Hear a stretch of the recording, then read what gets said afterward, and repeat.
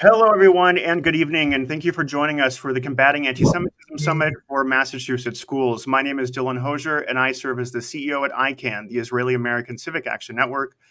Tonight, we're having an important event where we are providing a platform for those stakeholders in Massachusetts K-12 schools who have directly experienced antisemitism. We're not putting professionals on stage to tell you about or talk to you about stats or anything else like that. These are real people, students, parents, and educators who have had real experiences with anti-Semitism in our K-12 schools. And we are proud to be able to provide them this platform to share their stories directly with public officials from Massachusetts, from every level of government, and also with the community as well. I'm happy to have with me today my national co-chair, Robert Meyer, and the co-chair from the state of Massachusetts, Nirit Friedlander. Robert, go ahead. Welcome to our summit. I'm Robert Meyer, national co-chair of ICAN. We're really grateful to everyone who has taken the time to join us and participate. We have just a touch under 700 participants, which is amazing. I'd like to introduce our new and already a veteran Mass Chair, Nirit Friedlander. Nirit, the floor is yours. Okay. Thank you, Robert. So my name is Nirit, and I'm a mom of 3 kids. One of them is in public school, and one just graduated this year. Since October 7th, I've become more active in the community because of recent events. I joined ICAN with great excitement because I really believe in the people leading it and their mission. It's a privilege to work with and learn from Robert and Dylan, so thank you so much for having me. I'm proud to serve as the Massachusetts co-chair of ICAN. Since October 7th, our community has unexpectedly been under an unprecedented attack.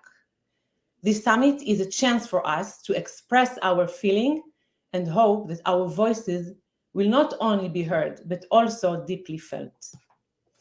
I want to thank everyone who deemed this summit important enough to attend and listen to the voices of the Israeli Jewish community. Since October 7th, instead of mourning the ongoing tragedies in Israel, we have had to fight against accusations, slander, hatred, and anti-Semitism. Your presence here means a lot to us, especially when others chose to ignore us. We deeply appreciate the decent and good-hearted people who care and want to make a positive change. A special thank you to our brave speakers for sharing their personal stories with the world. I know how difficult it is. And to all our viewers, both present and those who will watch the recordings, I believe this summit marks a significant step to the positive, and all of you are part of this, because change must happen. We believe in the power of grassroots force to attack that change and push our needs forward. Thank you very much, and I hope you have meaningful summits. Thank you so much, Nirit. Thank you. So next up, we are scheduled to have the Consul General. He's running a little late, so we will accommodate him when he's able to join. But next up, we're happy to have with us Mr. Gladstone from Brookline to give a few remarks. Good evening. Thank you for having me. My name is Scott Gladstone. I'm a town meeting member from the town of Brookline. I've been asked to talk about a case study about the power of Israeli Americans working with other Jewish Americans to organize and lobby their local officials to stand up against anti-Zionism and anti-Semitism. A one-sided ceasefire resolution was submitted for a vote at Brookline Town Meeting, which is made up of 255 members plus 5 select board members. As soon as that resolution was made public, I immediately partnered with another town meeting member, Michael Burstein, to draft a substitute amendment that did not use the word ceasefire. It instead called for support of the Biden administration in its effort to stop the war and reach a lasting peace. I wanted to immediately recast the discussion and provide a counterweight around which people could rally. Another pair of town meeting members, Ariel Soifer and Lisa Schatz, offered an amendment that put the blame on Hamas. In response to the proposed substitute amendments and their explanations, the original petitioners revised their language to take out the phrase collective punishment and to take out the demand for conditioning military aid to Israel. The original language had already condemned Hamas for October 7th and demanded the release of the hostages. In any other municipalities that debated such resolutions, this revised language would have been considered a victory. But we knew that Brookline was the prize that the anti-Israel lobby wanted to get. They wanted the headline, "Largely Jewish Brookline joins Cambridge, Somerville, and another 100 municipalities calling for a ceasefire," which we all know simply means Israel must cease firing under the implicit or explicit threat that the U.S. would cut off arms. We argued that the debate was divisive and that an up or down vote on the resolution meant picking winners and losers between two communities in the town. The fact that two hearings leading up to town meeting were bitter and divisive helped to make our point. The fact that every town meeting member got multiple anti-resolution emails for every one pro-resolution email helped to make our point. The fact that there were 150 people on each side of a pro and a con demonstration outside of town meeting the night of the vote helped to make our point. Our show of strength in each of these modalities would not have been possible without the dedication of Israeli Americans like Yana Schechterman and Donna Perry, who use their WhatsApp lists of hundreds of people to get the word out with exactly the right messaging at exactly the right time. At the start, we offered amendments because we did not think there would be an appetite to table the resolution without a debate. But as the strategy played out, emphasizing the divisiveness, tabling became a possibility. It would take a two-thirds vote. Town meeting member Shira Fisher and many others filed the motion, and we went for it. There was a core group of 25 or so town meeting members for Israel who got to work whipping votes. Another group, Brookline for Responsible Government, had already worked hard to get anti-resolution people elected. Word was sent out that this issue is like abortion for many voters in Brookline. We told every town meeting member who would listen that people had gone to the polls who normally would not come out for just a local election because this issue was make or break for them. Commitments started to come in from town meeting members wanting to avoid being on record with an up or down vote. In the end, we needed about 160 votes for passage of the motion to table without a debate and got 180 votes, with 42 no and 10 abstentions. The resolution proponents were denied their headline. Now we hope to use the same organizing tools to make a difference in the schools. Thank you. Right. Thank you so much, Mr. Gladstone. Glad to have you here, and thank you for your comments. Robert, do you want to make some remarks? Thank you, Scott. You're a great leader in the community. You're a dear neighbor. We appreciate all the work you do. Thank you. Thank you so much. Thank you. All right. So we're going to go ahead and move on to the next section. Before we do that, I do want to recognize some of our dignitaries here. First and foremost, we have Senator Velas here with us. Thank you so much, Senator, for joining us here this evening. And we have Rep. Howitt with us. I see you're driving. Thank you for joining us even on the road. And Brookline school committee member and town meeting member Jesse Hefter. Thank you for joining us here as well. So I wanted to recognize each and every one of you.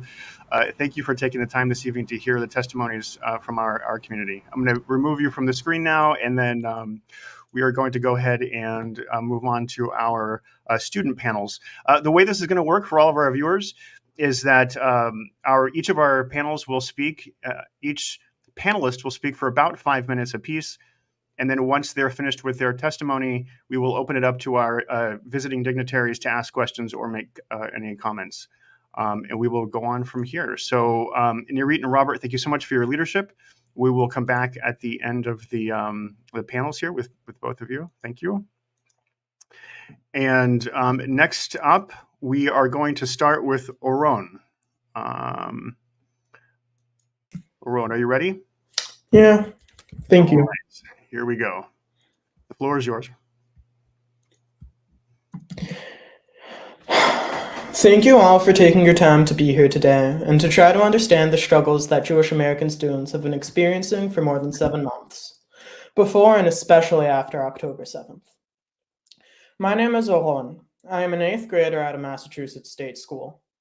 All my siblings have gone through and experienced different forms of anti-Semitism within the school system. even more so during their high school experiences. I am the son of 2 Israeli migrants, a descendant of Holocaust survivors, and a first-generation Jewish American. I am here today to talk to you all about my experiences with anti-Semitism during my middle school career. When I first entered middle school during the end of the COVID-19 pandemic, I was excited to begin a new chapter in my life. This excitement, however, soured rapidly as I was exposed to the anti-Semitic behavior of my classmates. Some of these behaviors included students hailing Hitler and swastikas being written in bathroom stalls and on mirrors. Furthermore, their behaviors also targeted Jewish students. There were students calling me and my friends Jewish swine, attempting to make us feel lesser than them. Those students faced no repercussions despite reporting them to their principal. During 7th grade, I found that it became even more extreme. Some students got to more people to act anti-Semitically, especially after Kanye's negative comments about Jews. While staff addressed these situations more than they did in the prior year, anti-Semitism continued to rise. Students even came into school one day with Hitler mustaches and hailed him in the schoolyard. Numerous students reported this behavior, especially those descended from Holocaust survivors of every targeted minority, but the school did not take any action. In the 8th grade, it was a relatively quiet at the beginning of the year. This quickly changed after October 7th. During one of my study hall blocks, I was speaking with one of my Jewish friends about our families in Israel to make sure that both of us could talk through what was happening. When another student heard us mention the name Israel, he responded by coming towards us and saying, Hamas was only getting back in the Jews in self-defense. After hearing what happened, my mom immediately contacted the school principal and the superintendent, but no action was taken against the student who said it. 2 weeks later, another student came to me out of nowhere and told me that Israel shouldn't exist because it is a Jewish ethno-state, and that Israel is an apartheid state. These sayings were not only based in misinformation, but they also aligned with Hitler's ideology that Judaism is a race, not religion. Again, my mother and I contacted the principal for this heavily anti-Semitic comment that targeted me as an Israeli and Jewish student. In response, the principal invited me to debate against the student, suggesting it was an acceptable response into an act of anti-Semitism. This debate went so well, and the principal, impressed that I was able to represent Israel and that I was able to respond in such a professional and polite manner, felt obligated to contact my mother and praise me for the debate. My mom then had to go to the school and explain to him that this behavior was unacceptable due to the fact that it was not my job to educate others on the conflict, and that it was not okay to put me on the spot to debate against others in regards to anti-Semitism in the Israeli-Palestinian conflict. I should not have to be my only ally against anti-Semitism at school. In a separate situation, my friend and I went to the principal where we attempted to address the rampant anti-Semitism that was going on within our school. We had taken notes, provided evidence, and made examples of what he could do in response, like providing an educational assembly. He behaved like he was going to properly address the situation, but he never did. Instead, he swept it under the rug and remained silent. The latest incident happened on the last day of April, where, as a part of Arab American Heritage Month, students were shown a movie, I Am from Palestine. This video erased Israeli and Jewish culture by presenting Israel solely as Palestine, and made me and other Israeli students feel rejected because of how it erased Israeli history and heritage. It showed places in Jaffa, a city I've visited countless times with my family, as solely and stereotypically Arab. There was no hint of Jewish or Israeli culture in the video. They took the biggest city in Israel, Tel Aviv Yafo, and erased the years of Jewish and Israeli history in the video. Thank you all for giving me this opportunity to share my experiences of anti-Semitism, and I hope that you all are able to help Massachusetts combat this rise of anti-Semitism.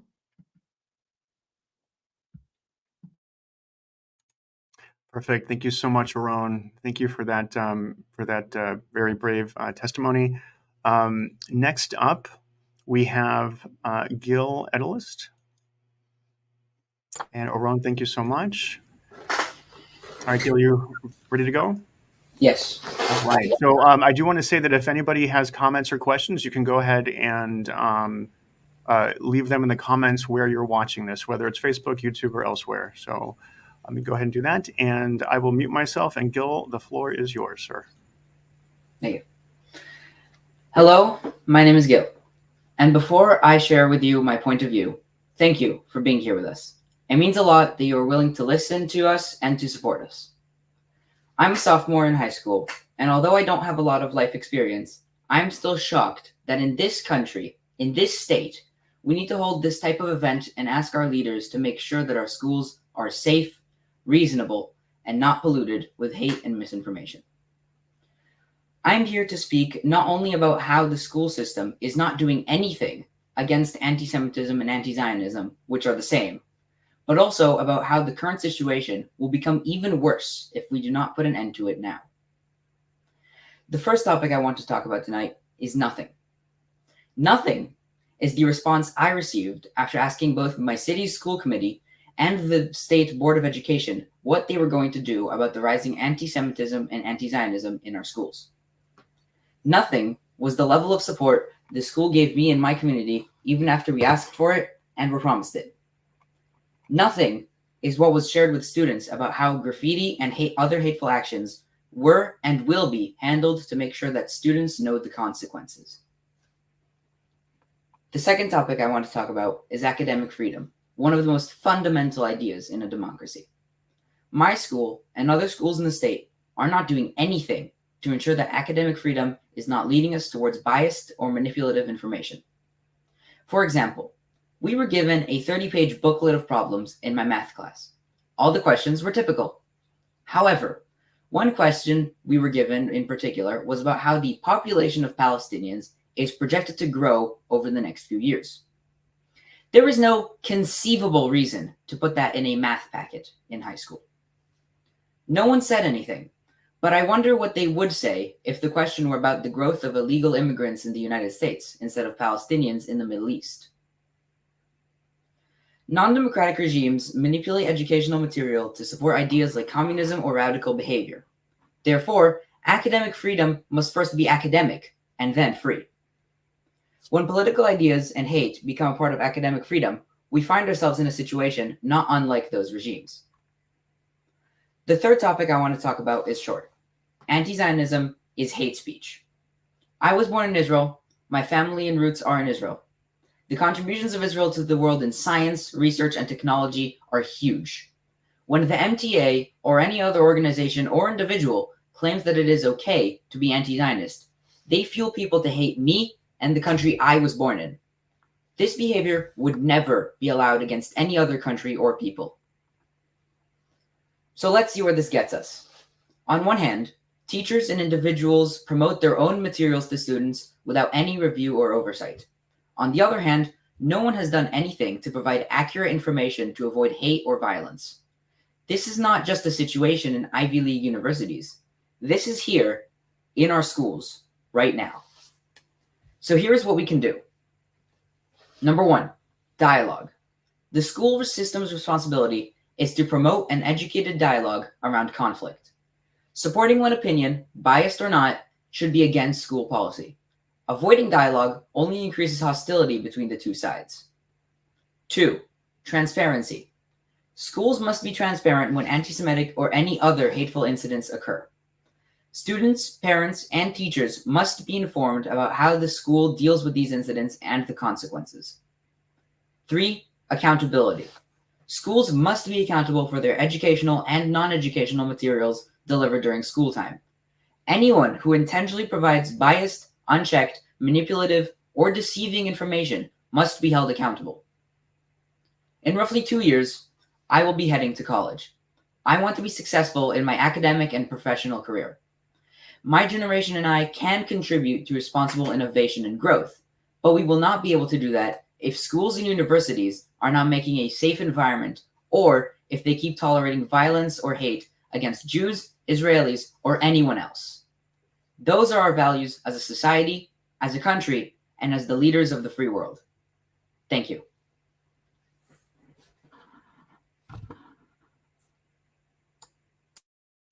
Thank you so much, Gil. That was fantastic testimony. I appreciate that. And next up, we have David. You're ready to go. Thank you, Gil. And Mr. David, the floor is yours, sir. Thank you. Before I begin, I would like to thank the members of the Massachusetts State Legislature for taking the time to be with us today. Shalom. My name is David McGinn, and I'm proudly wearing my Magen David today.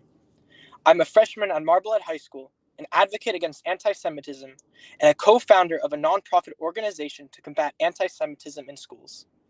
In my honors world cultures class, we began a unit on the Middle East in late October.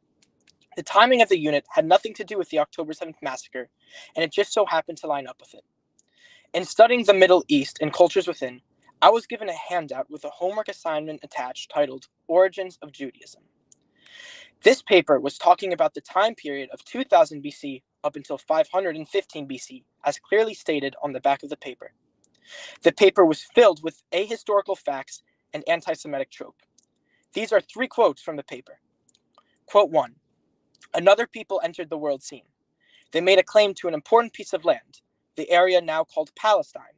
Quote 2.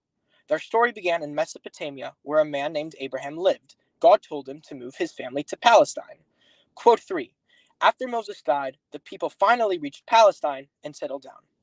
The summary completely erased the names Israel and Judah in its entirety, and when I was asked on the homework assignment to answer, what is the relationship between Palestine and Judaism, I answered that this handout was filled with historical inaccuracies, anti-Semitic trope, and that even the name Palestine did not exist in those biblical times. And most importantly, that there is no relationship between Palestine and Judaism. In all capital letters, I wrote, "This is anti-Semitism." 2 weeks later, I was called to a conversation with the history department chair, where for over an hour I explained why this summary was historically inaccurate, anti-Semitic, and why it should never be given out to another Marblehead student again. I am happy to report that the head of history department understood my point and pledged to never use the summary again. My teachers and I are currently in the process of editing the curriculum, and I am honored to be a student at Marblehead High School, and I'm incredibly happy with how the school handled the situation. Unfortunately, not every school in Massachusetts has teenagers that are able and willing to speak up, and teachers that are willing to listen and take action. Therefore, I've made it my mission to empower other teenagers to recognize, speak up, and fight anti-Semitism.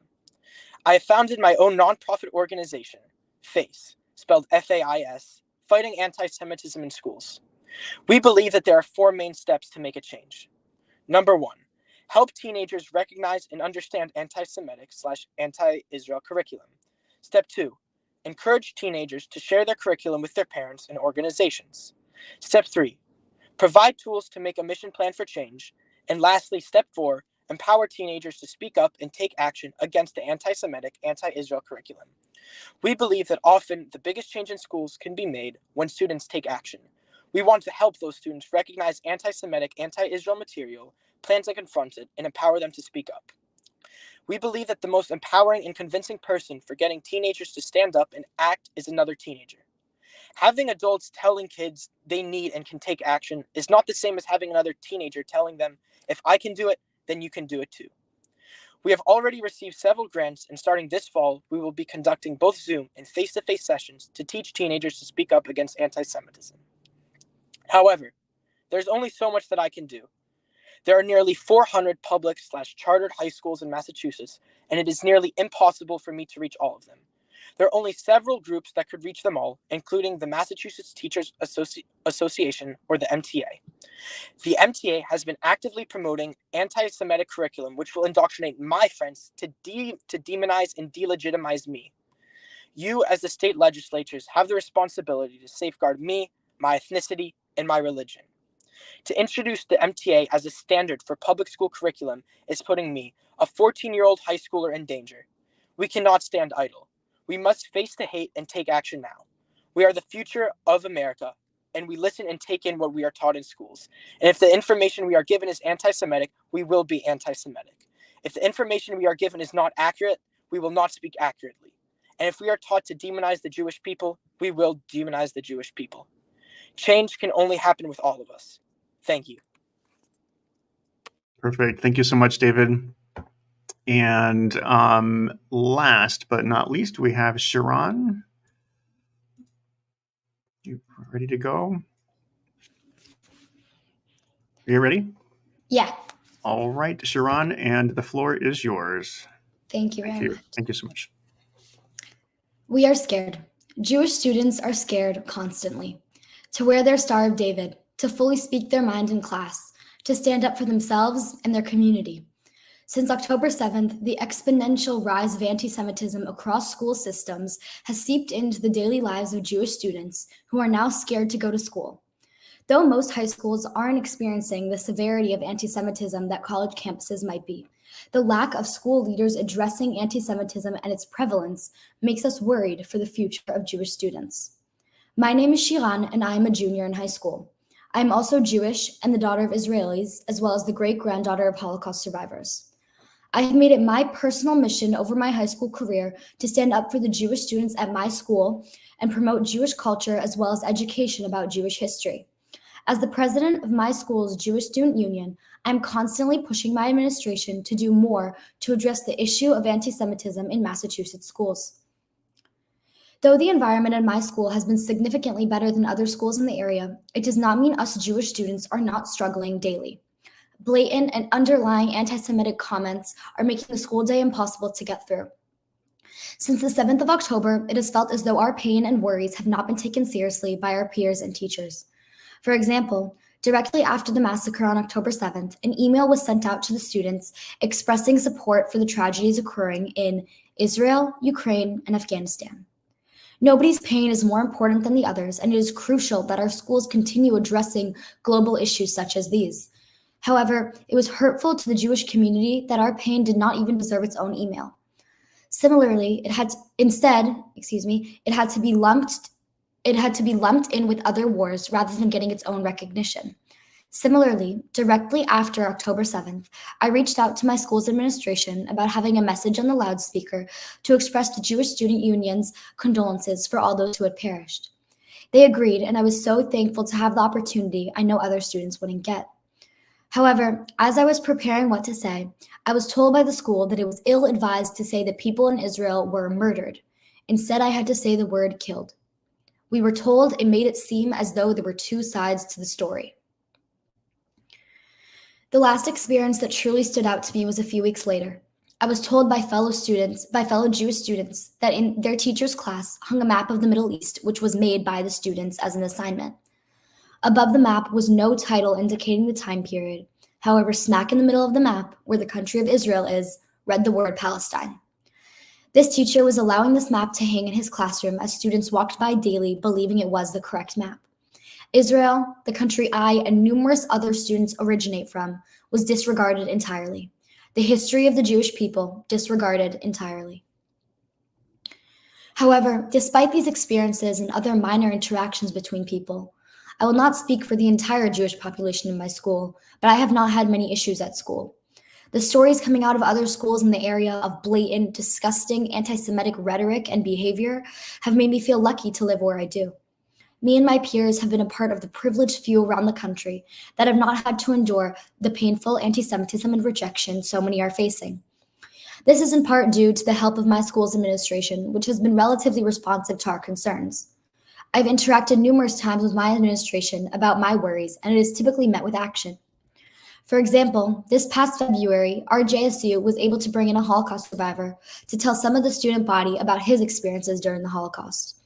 This was very impactful to many students and was so valued throughout the Jewish community. Moments like these have reminded us that we are not alone in our struggles and others are pushing for us to succeed. However, this is the rare exception. Our friends at our school and other schools are enduring constant anti-Semitism on a daily basis. From invalidating our trauma to Holocaust denial to anti-Semitic commentary concealed as jokes, Jewish students at all grade levels are facing it all. Now is the time to act against anti-Semitism, to stand with your Jewish students who are scared to go to school, who are scared to wear their Star of David. Help them by raising their voices. Thank you.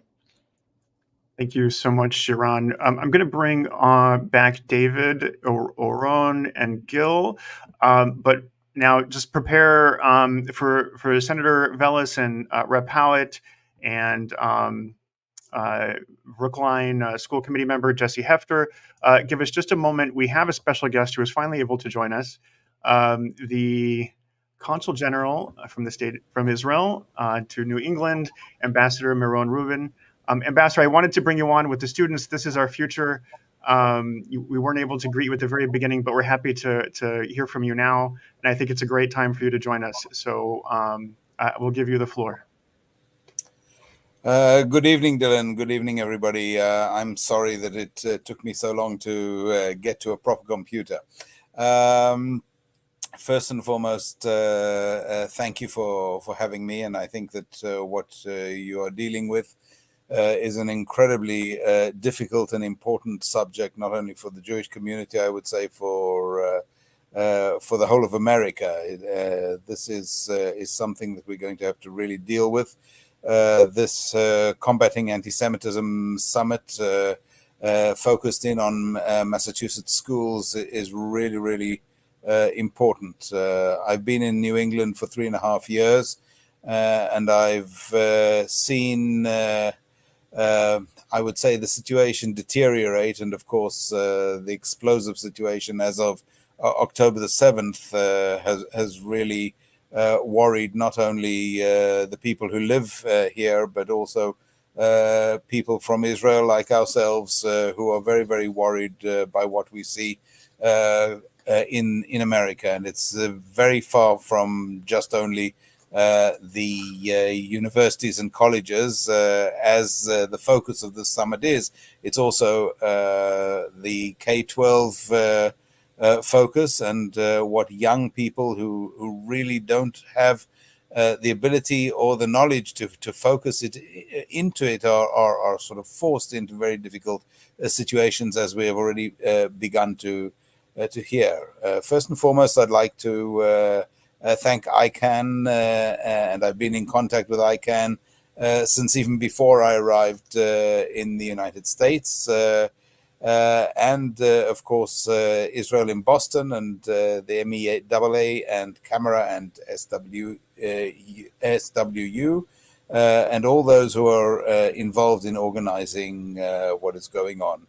As we know, anti-Semitism has been rising steadily in the United States and in Massachusetts as well.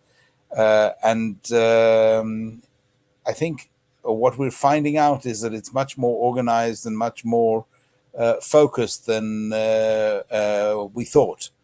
And I think that we have to listen and see where we are at the moment in the situation, so that we can move things forward.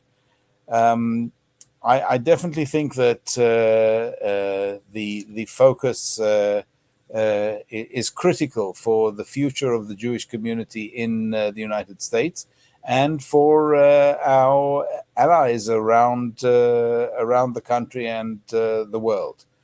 I really feel that over the years, I've seen a lot of focus on anti-Israelism, less so on anti-Semitism. We do have the genocide education bill here in Massachusetts, but we have to work with what there is, so that we can focus in and help the educators throughout the system learn how to deal with the situation, and not only the Jewish educators. I really am worried about the future of the Jewish community here and of the youth. By hearing today from some of you, I think we'll see that we do have a group of fantastic young people who are able to focus in and to help us also, the adults, I would say, in the room, to focus in on what has to be done and how it has to be done. I really hope that more and more institutions will support and will be supporting the IRA definition of anti-Semitism. We do try on an official level to get more and more organizations to adopt the IRA definition of anti-Semitism. And I think that this is very, very important, not only in the different states, but also in the different cities. And I think that this is a very valuable tool when dealing with anti-Semitism, because you can't deal with a subject if you don't know how to explain what it is. In the next few months, I will be going back to Israel, but that doesn't mean that this is a subject that I'm going to leave behind. And I definitely think that what we are seeing around New England is something that has to be dealt with. I was in Connecticut, the state of Connecticut today, speaking with politicians.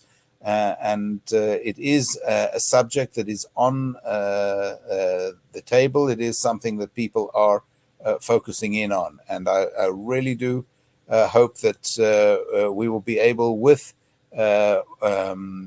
events like this, to focus in and bring in more and more policymakers and educators to the community to help all of us fight anti-Semitism. The State of Israel is with you. The State of Israel is very proud of the way the young people of New England and Massachusetts are dealing with the subject.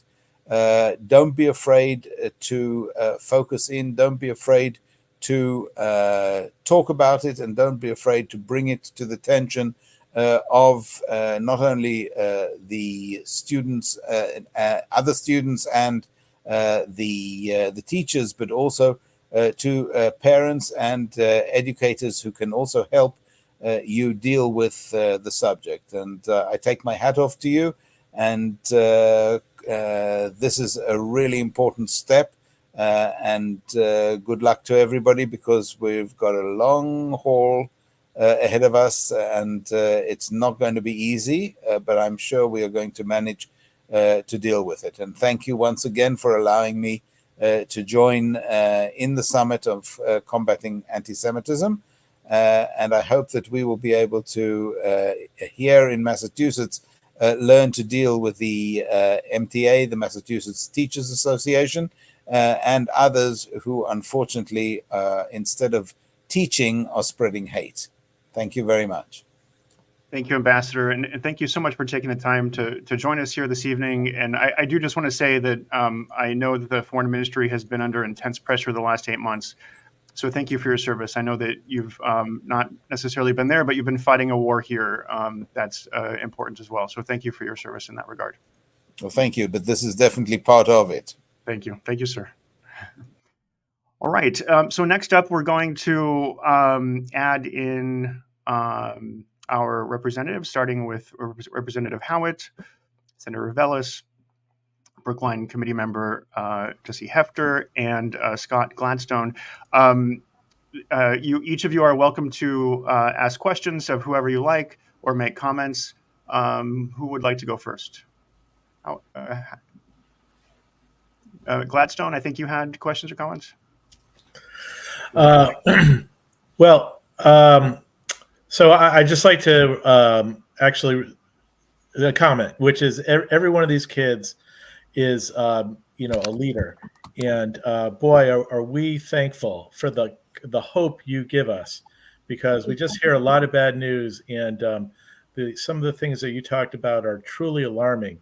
And, the adults who want to look away can't look away when they hear kids as articulate as you, who are really making a difference. And it makes the adults who are not stepping up and making a difference feel ashamed. And I want to say that every one of the folks I see on the screen here, Senator Velas, Representative Howitt, School Committee Hefter, are all people who are stepping up in their own ways. Senator Velas has a very important piece of legislation, an amendment to our budget, which is going to put in place anti-Semitism education throughout the state. And I know that there are members of the state education committee who are here and listening and learning. I also, like Consul General Marone, take my hat off to David, Oron, Sharon, and Gil, who are just excellent. And thank you for being here. Thank you so much. Any other comments? Howitt? Well, I too would like to commend the students for stepping up, very articulate, and their stories, I'm sure, echo to many people here who have experienced something similar, whether growing up in other times or in other areas of the country or within Massachusetts as it is. For those who do not know me, I represent Seekonk, Rehoboth, Norton, and Swansea on the South Coast. And I have been in 14 years. I've worked with Dylan on a number of occasions with legislation. I've filed numerous times anti-BDS legislation, and I have filed International Holocaust Remembrance Alliance legislation as well. None of them have moved forward. We have a number of Jewish organizations in Massachusetts, and unfortunately, over the years, they've had their own agendas. And I think their agendas are steered by donations or large philanthropic people who have a more let's be friends and no one will notice what's going on type of attitude. I have not been able to get them to support some of my legislation, which is very unfortunate. And it's also unfortunate that it took something like October 7th to wake up some of these people to what is going on. Prior to this October 7th, we had been fighting with the Mass Cultural Council because they were giving money to an organization that accepted funds from Qatar. In fact, I filed some legislation that any organization that receives state money would have to declare where any out of the country money would be coming from. This organization, which had received money from the Mass Cultural Council, is in business to provide educational curriculum to Massachusetts schools. Primary Source is the name of the organization.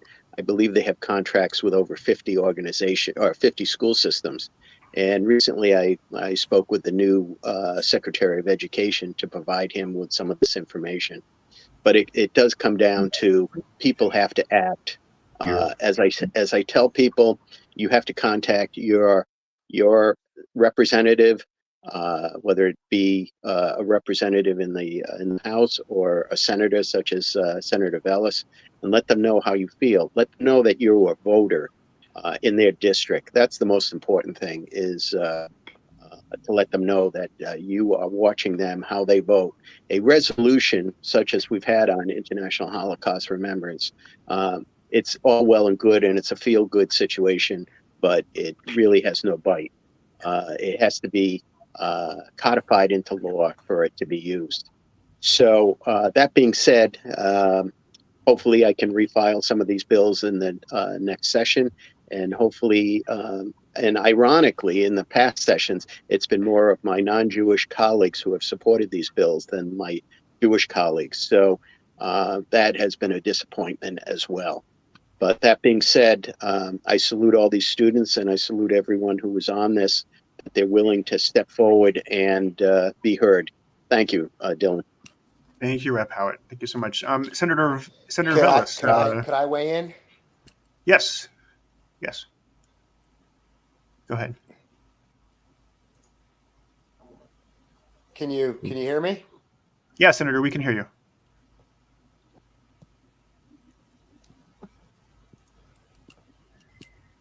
Maybe the connection is Senator, if you can hear us, it looks like the connection might be a little spotty. School committee member Hefter, maybe you want to proceed? Yes, thank you. Can you hear me, Dylan? Loud and clear. Thank you very much. Shalom to everyone. Thanks so much for letting me be part of this. And I want to first start by also reiterating my tremendous admiration to the courage, the bravery, the insight, and the presentation that our four students, Gil, Oron, David, and Shiran gave. It's really important that your words are not only recorded here for us, but that will then be reshown to perhaps hundreds and thousands of people so they can hear that this is for real. As a member of the Brookline School Committee, I was very happy to see names of other folks coursing through as you were talking from other school committees across Massachusetts. And Dylan, I'd like to ask that if there's some way that we school committee members across different towns and districts around the state could somehow be connected together, it'd be a wonderful opportunity for us to both share in our advocacy, in policies, curricula, and student and faculty support. One thing that people should know is that Brookline is probably not unique in the fact that there are Jewish or Israeli faculty members in our K-12 public schools who also feel that they're in an uncomfortable and unsafe or potentially an unwelcome environment after October 7th or even before, but certainly much more so. And it is extremely difficult for them to feel that they're part of a group of faculty in which their views are not respected, where they're not treated with dignity, and or worse. And so we know in Brookline we're working to support both faculty, administration, and of course students. And if there's a way that we can then collaborate and share in the work that all the school committees are doing, I think that would be important both for the Massachusetts school committees as well as maybe coming together to figure out how to work something to do with what's going on at the MTA. So the 4 students who are here, thank you so much for what you're doing. It's not easy, and you're quite brave. And so, as David said, you guys are the leaders, and I think Gil also, you guys are the leaders of tomorrow, and we know that we're in good hands with the 4 of you. Keep sharing that message. Thank you. Perfect. Thank you so much. And I think we have Senator back with us. Senator, are you with us? Can you hear me now? Yeah, I can hear you. The audio is coming through, but the video is not. But go ahead and speak. Okay. All right. I don't know what's going on with my computer. It seems That's to be okay. going crazy. But anyway, just what an absolute honor to be here. Talk about an abundance of emotions. On the one hand, we're here talking about this just horrific subject matter, and in the same dialogue, I'm hearing just from these absolutely remarkable, brave, and courageous young folks, and I think it's so very special. So, David, Aaron, Gil, and Sharon, wow, unbelievable! Keep up whatever you're doing. You should be so very proud, and it was just great to hear you. I just want to bring to your attention, and I think it was touched on briefly, but I want you to know I hear you loud and clear, and I think I speak for many of us when I say I hear you loud and clear. And I just want to bring your attention to something that we've done, and it was recently done as part of the budget process in the state Senate, which is now, of course, part of the conference committee with our friends in the House of Representatives. So I want to bring your attention to what's being referred to as Amendment 803, addressing anti-Semitism, and it does a couple of things, and I think it's important for you all to check it out because I think it's important. First, what it does is it requires DESE, the Department of Elementary and Secondary Education, to teach some of this stuff, to provide schools with the anti-Semitism curriculum, materials, and professional development. I am convinced so much of this is just that people don't even know where to begin. And I think us requiring them to look at this stuff, to teach anti-Semitism, to talk about it is really, really important. And one of the subjects that came up when we were having this debate in the Senate was, no, the circumstances right now require us to talk about anti-Semitism and anti-Semitism alone.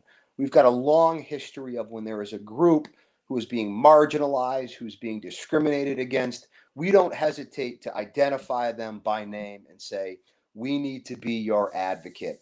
That's what this amendment did. It talks about anti-Semitism and anti-Semitism alone. And I think that's really, really important. And then the other thing it does is it also creates a commission, right? And I want to be very clear, like I said to a group that I met with the other day that I had so much fun with. I am not a fan of commissions in any shape, form, or fashion. I think so many of them just kind of lose their way, if you will. But I actually think this is a really great thing because it requires a commission to meet with any number of people and to come up with very solid recommendations by November of 2024. So this isn't a commission that's going to make recommendation years down the road. These are recommendations that are going to happen by the close of this year. So I say that because I think it's really important to take a look at this Amendment 803. It passed the Senate 40-0. And I just want to say that again, 40-0. It passed the Senate. So the hope is that it's in the final budget process and that we can vote on and we can begin this process. But we hear you. And I just want to finish again with a positive. I just think it's so remarkable how you got here today and the courage that you've shown, how brave you are, and you're leading from the front. I'm in the Army as well, and we always talk about leading from the front, and that is exactly what you are doing today. And I think you should be very proud of yourself. So just thanks for letting me to be here to offer a few comments. And whatever you're doing to the 4 students, keep on doing it because I really, really am impressed by what you've said here tonight. Thank you very much. Thank you so much, Senator. And while we have everyone on the screen, before we move as the teachers or the educators sign in, Gil, David, Shiran, and Aron, do you want to make any comments or say thank you or to the electeds or vice versa? I want to open it up while we have the time. Shiran, go ahead. I just wanted to say thank you so much to all 4 of you and to everyone that's logged on, and truly hearing how supportive you guys are being is so inspiring and so validating to our concerns and to what we're going through. And it just truly is like a beacon of hope in this really dark time. So just thank you so much. And please keep advocating for the Jewish people like you're doing right now. Thank you. Thank you. Gil or Aron or David, you want to, Gil, go ahead. I just also wanted to thank everyone here watching, listening in. You are helping us so much by listening and by at least offering to support us. I'm sure that with this many hundreds of people watching, we will be able to make change and we'll be able to fight anti-Semitism in our schools and everywhere else. Awesome. Thank you so much, Gil. Aron, go ahead. I can only echo what the other 2 have said already, but thank you very much for everyone watching. I know that there are a lot of people who can agree with what we've said or can resonate with what we said, but I also think that it's really important that all of you are here to learn what happens to everyone and that you are acting on it. Thank you. Thanks, Aron. And David, go ahead. I just want to also say a thank you. It's very reassuring to know that there are people behind us and there are people that are willing to support us in the uphill battle to fight anti-Semitism in the schools. Thank you so much to the senators who are here with us in the state legislatures. It's very nice to know that you guys are here and that you guys support the cause. Thank you. Awesome. All right. Thank you so much to everyone. So we're going to go ahead and rotate through now and bring on our educators. Give us just 1 second. Thank you all. Thank you. So next up, we're going to bring, let's see, Brigitte. We have Brett, Janny, and we're just waiting on Brigitte to sign in.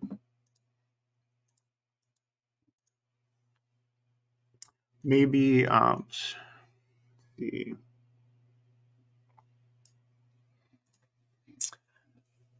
Just wait a few more seconds here, guys.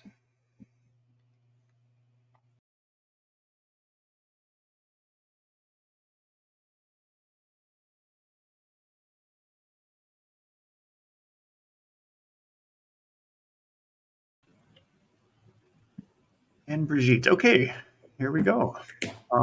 So Brigitte, we have your presentation and the floor is yours. Hi, my name is Brigitte Karns. I'm an 8th grade English teacher in Marblehead, and I'm here to talk about some of the experiences that teachers have had in Marblehead. I'm going to talk about 3. Next slide. I'm going to refer to teacher 1 and teacher 2. They're Marblehead high school teachers, and I am the third teacher from the middle school. All three of us graduated from Marblehead High School and have lived in Marblehead. Next slide. So we have a quiet crisis in Marblehead schools. Marblehead has been knowingly supporting a hostile work environment for some of the Jewish teachers and students. The Marblehead Education Association is using intimidation tactics to silence Jews. And then the administration is perpetuating anti-Semitic and anti-Israel ideology by remaining silent. Next.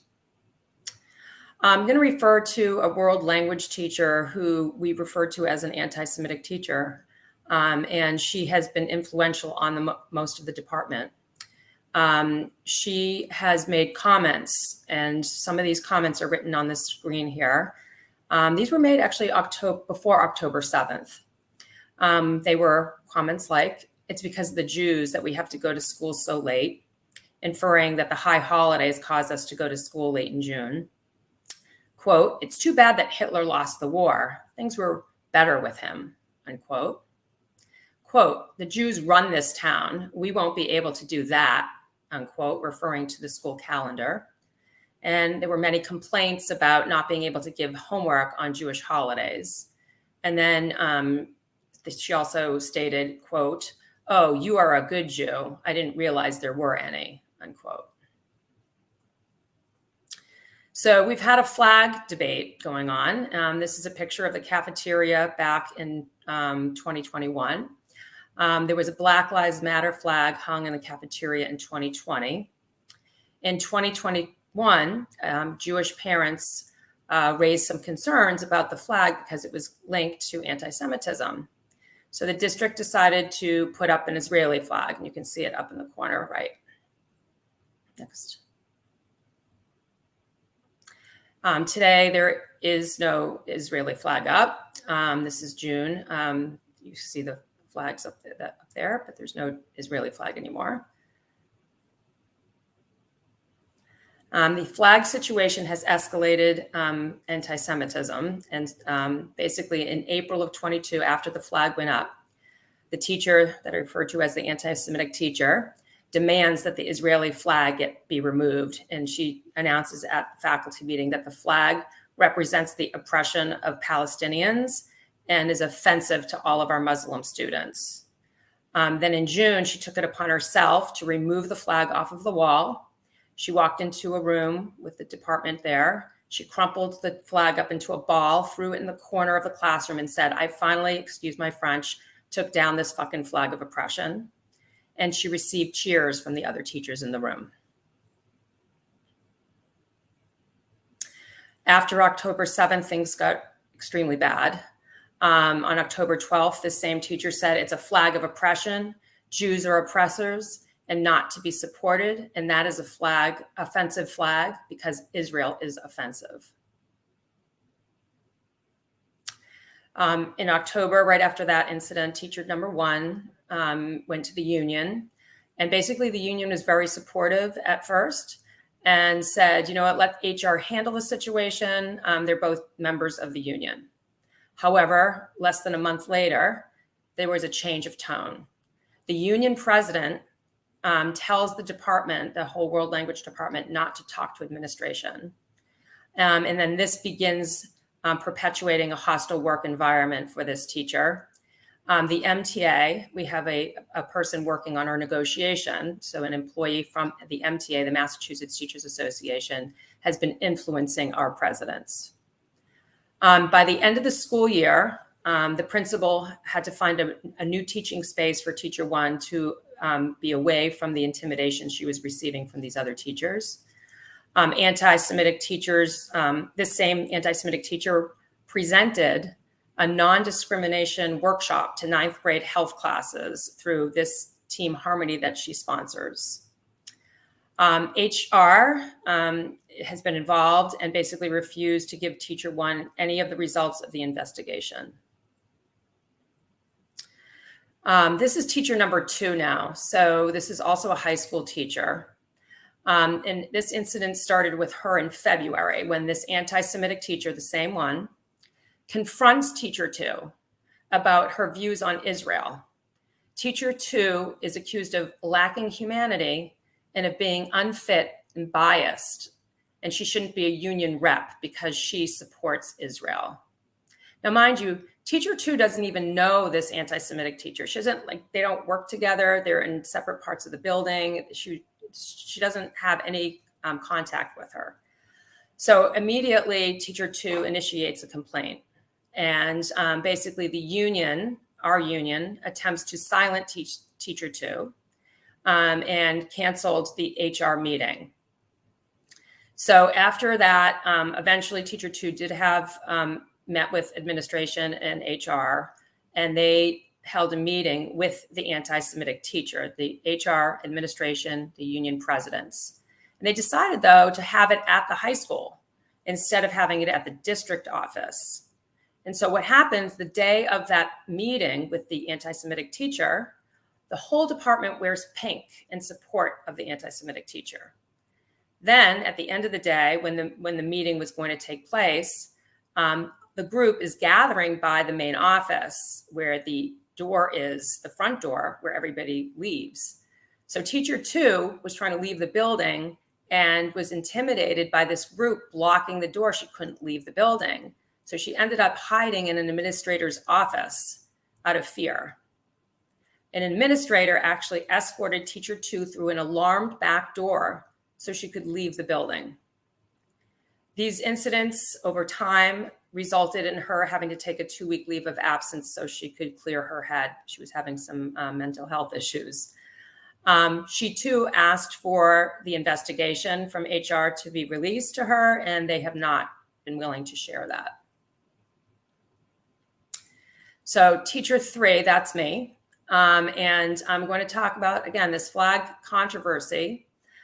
So 2 weeks after October 7th, when the wounds were very fresh and the Jewish community was hurting, we had a conversation about the flag policy that we currently don't have an official flag policy. So there was some debate around the potential of a Palestinian flag being raised at Marblehead High School. So DB is another teacher that was in the room, and he basically said, quote, "Jews don't support Israel. In fact, more Jews support Palestine. That flag is not offensive." So I responded, "As you know, my parents are Holocaust survivors, and most of my family live in Israel. And what you're saying is incorrect. You need to stop."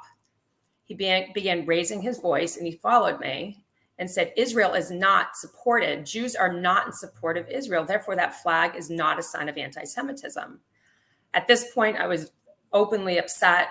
And I said, "You're a teacher that serves a large Jewish population. And if they heard your words, they would bite your head off. You need to stop." He aggressively followed me to the door and loudly persisted, "If you look at the statistics, you'll see that Jewish people support Palestine and that flag is not offensive." His relentless behavior forced me to leave the room to avoid further confrontation. I went to my room. I broke down in tears. One of the teachers that were in the room with us knocked on my door and came in, and she apologized for his behavior. She said, "I don't understand why he thinks he knows how Jews feel. He has no right to think he does, just like I don't know how you feel because I'm not Jewish, and I'm sorry that he did this to you." I immediately went downstairs because I knew I was having a hard time keeping it together. The principal, I notified the principal. He was very supportive that day because I was obviously upset. Afterwards, a little while later, I told the assistant superintendent, I told the union presidents, and nobody else ever followed up with me again. In January, we had a swastika incident, and we did a one and done 5-minute presentation with a small group discussion following. I sat down with about 15, 16 students after the presentation, and all the students admitted to me that they hear and see anti-Semitic remarks almost daily. After that, I requested to have a speaker come and speak to teachers about anti-Semitism. We worked it out that it was going to happen on April 10th, but unfortunately it ended up being canceled due to the lack of follow-up by administration. I sent an email right after that, and I basically said for 3 years, our staff has been required to attend various DEI initiatives. Yet, when anti-Semitism is at a 440% increase, the district is not willing to support a speaker. I got no response. And this was sent to my principal and my assistant superintendent. And I waited.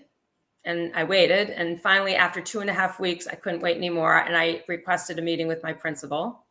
I did meet with him. He was sympathetic, but we were going to speak again. And to this date, there has been no resolution, and we have not yet spoke again. I had sent an email to my assistant superintendent. I was going to potentially try to see if we could have the speaker come back another time. And actually, I was going to ask her about some stuff for next year. And I learned that my emails were being blocked. The union was intimidating me as well. I requested early on, back in April, a meeting. I set up a meeting to meet with the 2 union presidents so I could be a delegate at the MTA, the Massachusetts Teachers Association's annual meeting to fight anti-Semitism. And when I got there, the MTA representative, the one that works for the MTA, was there. And I was not sure why he would show up to a meeting for me to ask to be a delegate. The MEA, the Marblehead Union, asked me if I had requested the meeting so that I could support Teacher 2. And then when I did go to the annual meeting, this MTA representative was there watching me. So I have 2 impact statements. The one on the left is from Teacher 2, and the one on the right is from me. All 3 of the teachers, Teacher 1 actually resigned. She resigned. She's not teaching anymore. We are feeling very isolated and unsupported. We want the larger community to know how we are feeling, and we are asking for your support to speak up against anti-Semitism and anti-Israel bias in our schools and in our communities. I do want to add on a positive note that we did finally go to speak to a school committee member at the end of last week, and we're meeting with her again tomorrow. And she is very supportive, and we're very excited to get some help. So thank you. Great. Thank you, Brigitte. That's a very powerful testimony representing, again, 3 teachers. And thank you for speaking on behalf of those other 2 teachers. Next up, we have Janny from camera. And then Janny, let me bring your slides up. And Brigitte, we will take you off for now. Thank you so much, Brigitte. And Janny, the floor is yours. Thank you, Dylan. Good evening, everyone. I'm Janny Finkelstein. I'm a proud 2nd-generation Latin Jew from Bogota, Colombia. Our family, deeply indebted to a country that sheltered our grandparents during World War II, felt compelled to keep a low profile and proceed with caution as a minority. Moving to the United States meant living finally free and safe as Jews, and yet following the events of October 7th, all anxieties of facing prejudice, hostility, and encounter ignorance about Jews in Israel have begun to resurface. I am a veteran Massachusetts public school educator, MTA member, and currently a senior education analyst for the Camera Education Institute. For years, I have been researching and exposing anti-Semitism and anti-Zionism in K-12 schools characterized by the promotion of a singular narrative demonizing Israel while absolving Palestinians of any wrongdoing. Under the umbrella of social justice and intersectionality, anti-Israel ideology infiltrates schools in several ways: activist organizations, teacher trainings, through curricular materials, school-affiliated student clubs or parent groups, activist educators, and involvement of unions, as my colleague will present. Tonight, I'm going to focus on Massachusetts. Next slide, please. No, one before. Yeah, thank you. In 2003, Massachusetts implemented history and social studies standards that highlight the importance of ancient Israel in the development of Western civilization and to provide an accurate account of the establishment of modern Israel. In 2018, Massachusetts revised the high school standards to include the following, quote, Students should be taught about Palestinian loss of land and the creation of refugees caused by Israeli military action. The changes in the middle school standards included a section called Israel and Palestine, omitting the historical roots of the name Palestina, Palestine, coming from the Romans for the intention to sever the Jewish connection to their homeland, Judea, after the destruction of the Second Temple.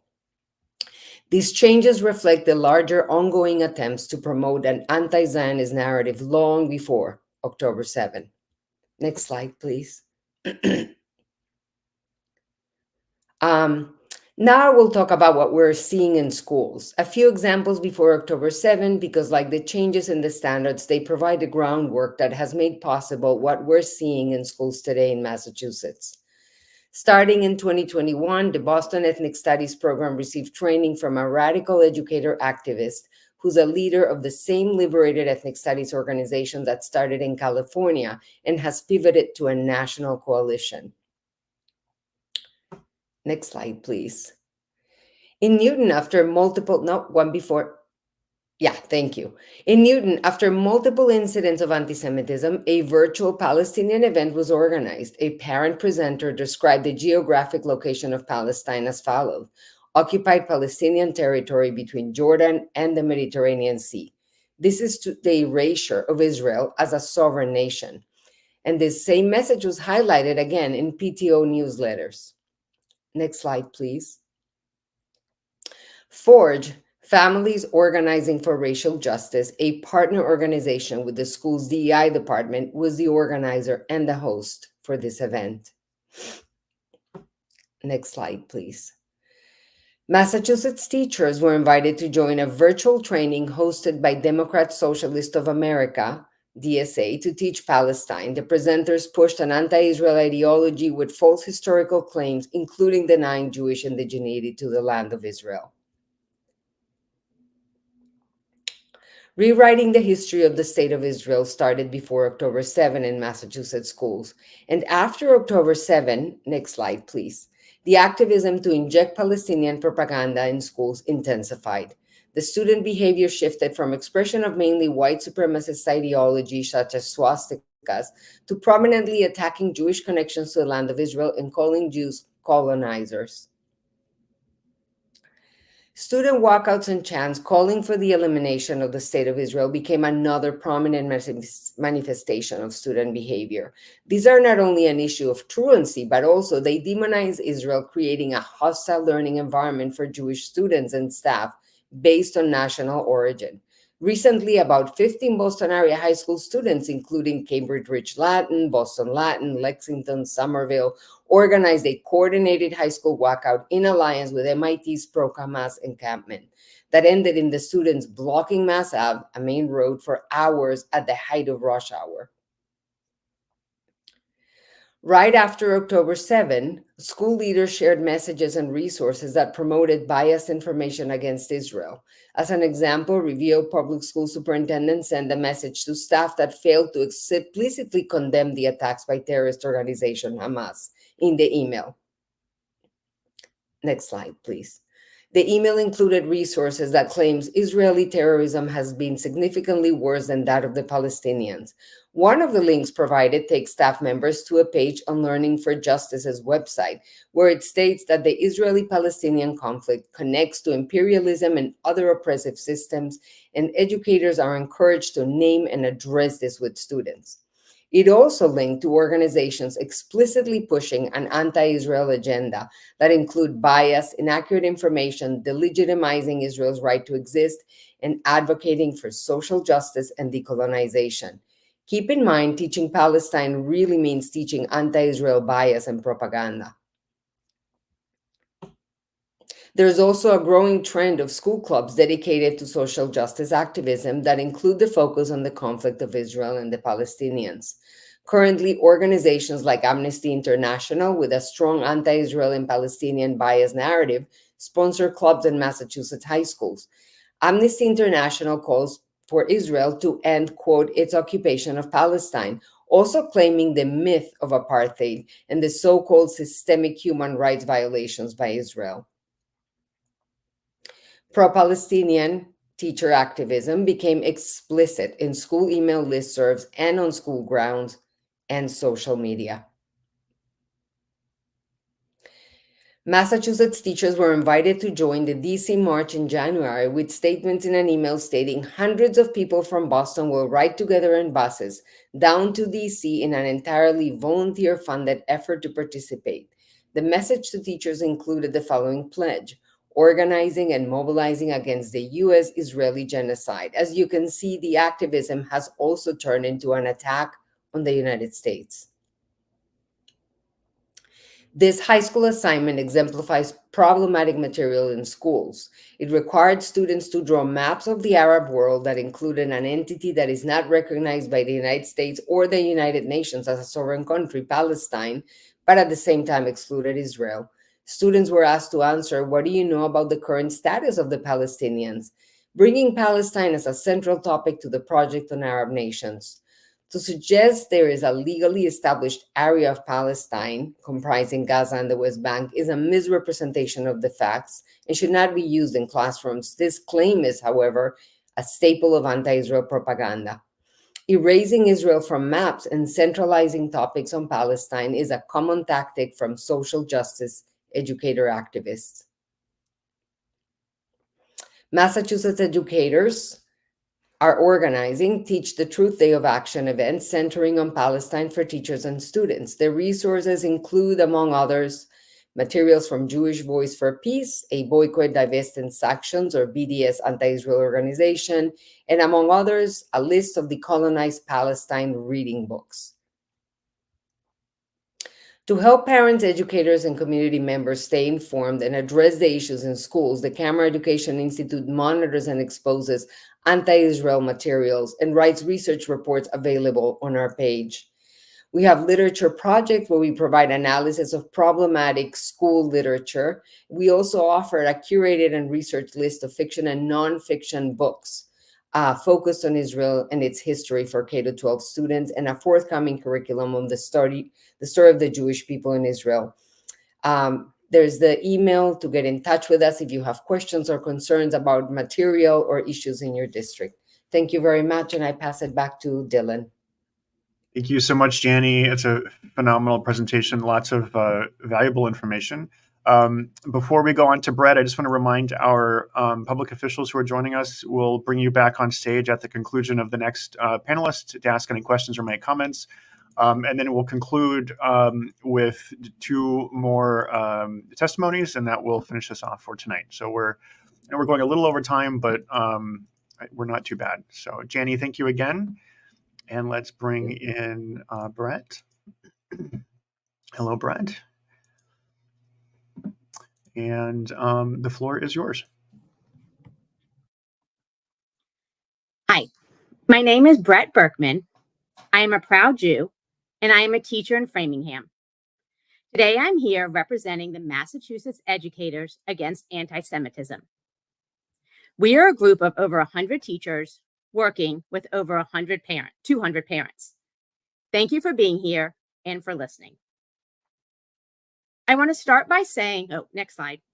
I want to start by saying that we all joined the MTA because we are dedicated educators who believe in the stated mission of the MTA. However, the MTA is outside of their scope and is wading dangerously into an area where they have no expertise. This means that the MTA leadership is politicizing the classroom, pushing anti-Jewish and anti-Israel ideology into schools, creating dangerous curriculum without a vetting process, using intimidation tactics to silence Jews and allies, and knowingly supporting a hostile work and learning environment.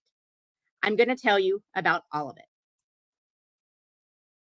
First of all, I want to make sure that you all know that the MTA's stance is clear. On December 9th, the MTA passed a motion about the conflict in Israel. They incorrectly used the word genocide in an inflammatory way. In addition, the motion did not even mention October 7th, Hamas, or the hostages.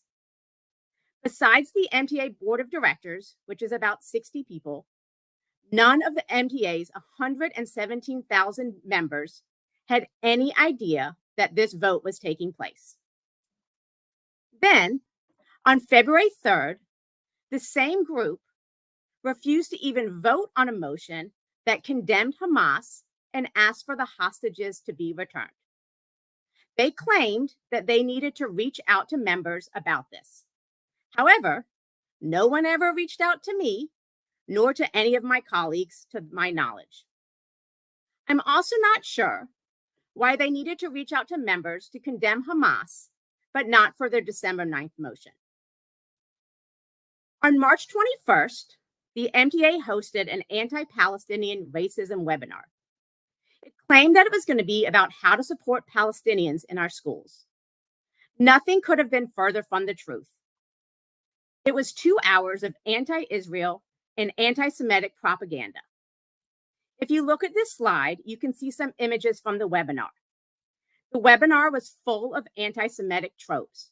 For example, Zionism equals settler colonialism in Palestine, or Zionism is also a multi-million-dollar Israeli state-funded propaganda machine, or Judaism does not equal Zionism.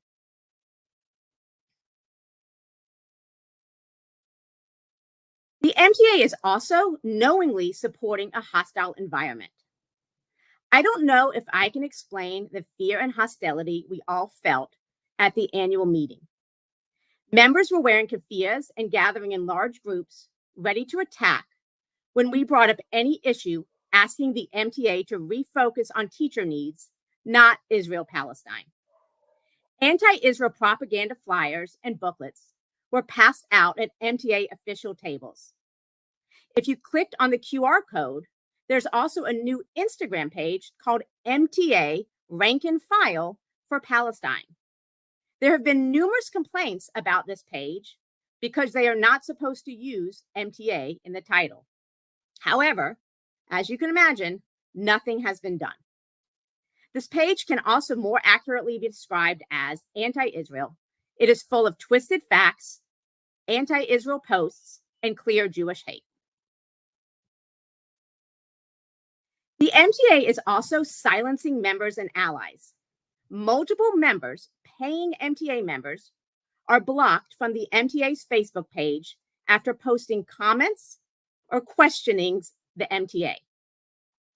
If you look on the bottom of the slide, you can see that many of us have emailed Max Page, the president, numerous times and have heard nothing back. In addition, in a meeting with President Page and Executive Director Mike Fidel, we asked if they would vet a proposed curriculum with a reputable Jewish organization. Their simple answer was no. Finally, the MTA is rightfully celebrating Asian American Pacific Islander Month and Pride Month, but somehow they left Jewish American Heritage Month out of their newsletter and the June Board of Directors meeting. Unfortunately, our concerns don't end there. This slide shows 3 new business items that were supposed to be brought up at annual meeting. We didn't get to them at annual meeting simply because we ran out of time. Now they can be brought up at any board of directors meeting and voted on. Let me remind you that the board of directors is the group that passed the motion on December 9th about Israel and refused to pass a motion on February 3rd demanding the hostages are returned. NBI 19 says that the MTA shall divest all MTA staff pension funds. NBI 20 redefines anti-Semitism. And NBI 38 denounces attacks on students protesting, quote unquote, genocide in Gaza. Another big concern we have coming up is the curriculum that the MTA is working on. Your first question might be, has the MTA ever created a curriculum on an international conflict? The answer is no. You might also ask, is the MTA working on any other curriculums on current international conflicts? The answer is also no.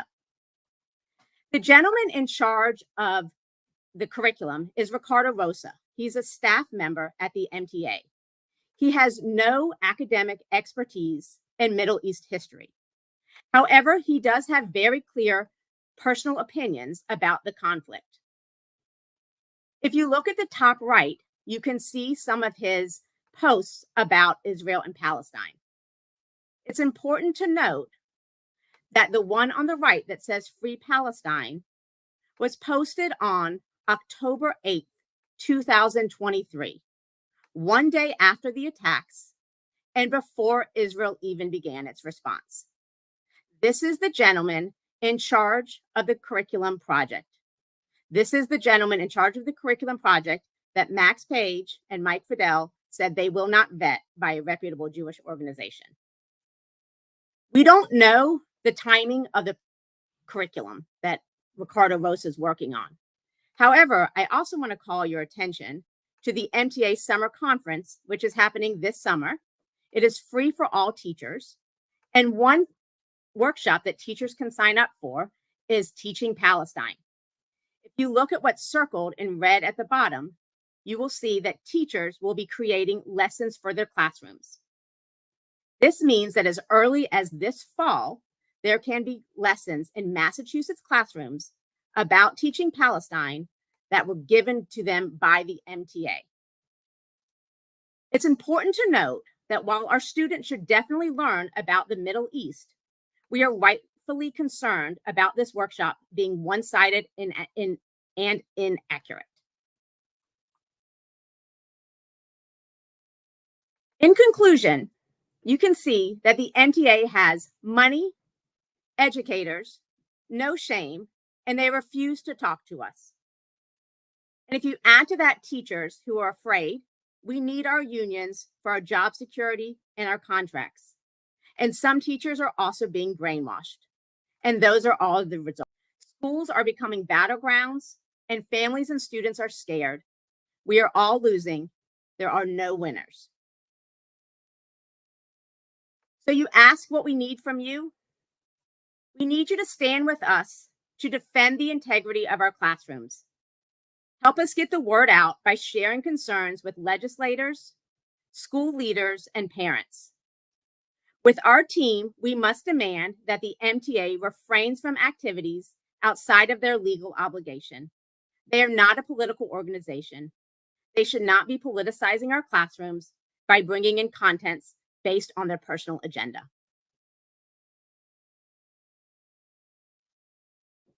I'm sure that you have a lot of, next slide. I'm sure that you have a lot of questions, or you might want to know more about what's going on or how you can support us. This is the email for our organization and our Instagram page, which we would love to have you follow. Thank you so much, Brett. That was a very informative presentation. And again, I think we're seeing a lot of this in the teachers' unions across the country. MTA is clearly setting themselves apart as one of the worst. I want to bring up now Mr. Gladstone, Rep. Howitt, Senator Bellis, if you're still with us, and Jesse Hefter. Would any of you like to, I'm sorry, I'll bring back also Janie and Brigitte, sorry. If you'd like to make any comments or have any questions about testimony, if any of you. This is Scott Gladstone. Thanks. So I had the pleasure of hearing a couple of these wonderful teachers present to the New England Leadership Board of the American Jewish Committee. And they actually, of all the parade of horribles that they discussed, there's one thing that they left out, and I want to give them the opportunity to talk about it. Apparently, the MTA is working on an anti-Semitism webinar. Could one of you talk about that? So it's interesting. The MTA is working on an anti-Semitism webinar, and it's through this anti-racism task force. And interestingly enough, they aren't allowing any of us to help. They aren't allowing any members to help work on it. So even we have some members from the MEAA who have been going to the anti-racism task force. And so when they said they were doing this new webinar, we wanted to help them with it, and they have said no. I think you had mentioned actually that the people that they are asking to help were some were members of Jewish Voices for Peace, and were basically they were going to be used to put the kosher hechsher on what's going to be a thoroughly anti-Zionist curriculum. It's not Jewish Voices for Peace. It's the Jewish Labor Union. Is that right, Janny?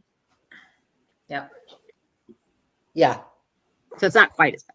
It's Well, not Jewish Voice for. Yeah, the possible topics that were going to be presented were extremely biased and full of falsehoods. Concerns that were raised to the MTA, and it seems to go that they're not listening. Well, they won't even allow us to participate at all. So they basically said, we don't want you involved. So I understand that there are some of the member unions, so not teacher members, but the unions, the city municipal unions that are affiliated with the MTA, who, for instance, came out with letters separating themselves, condemning some of the outrageous statements from the MTA after October 7th, and then later again in November. Could you talk a little bit about what cities and towns those were, and what maybe the audience could do to help the teachers in their towns to approach their unions about making a statement that says, like, MTA, stay in your lane. We're not with you on this.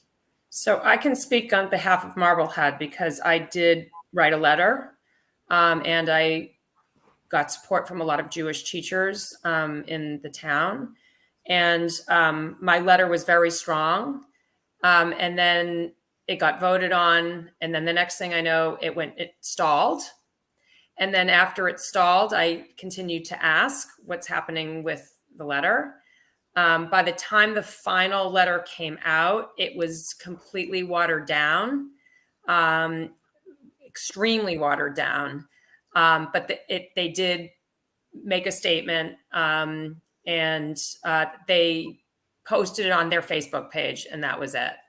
So so that was the experience. So I had to be very persistent, and I had to get other Jewish teachers to write emails and be persistent as well with me.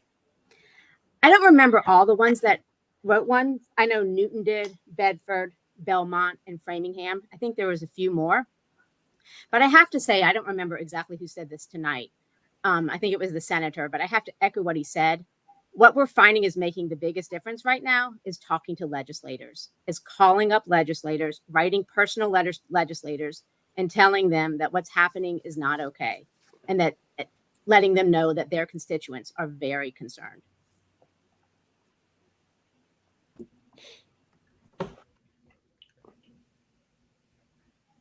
I think equally important is also what school administrators are doing and will continue to do to follow up with what is going on and what has been reported of anti-Semitism and the potential for this radical curriculum to be, publicized and kind of peddled to the schools and teachers. And one important feature of that is really identifying and defining anti-Semitism. As many people spoke here today, the International Holocaust Remembrance Alliance definition of anti-Semitism, but also tracking it, keeping very, very consistent data, publicizing the data, and really having very clear guidelines of how that anti-Semitism is going to be dealt with.